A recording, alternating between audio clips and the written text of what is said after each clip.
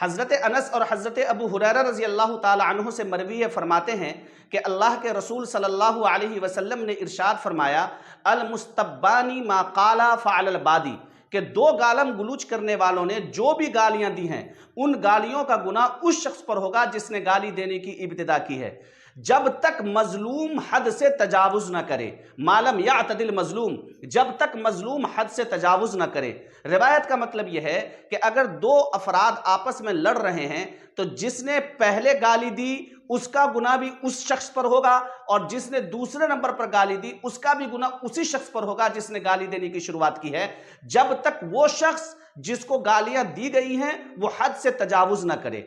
یعنی اگر ایک آدمی نے کسی کو ایک گالی دی اور وہ جواب میں بھی ایک ہی گالی دیتا ہے تو ان دونوں گالیوں کا گناہ اس شخص پر ہوگا جو گالیوں کا ابتدا کرنے والا ہے، جو گالیوں کی شروعات کرنے والا ہے۔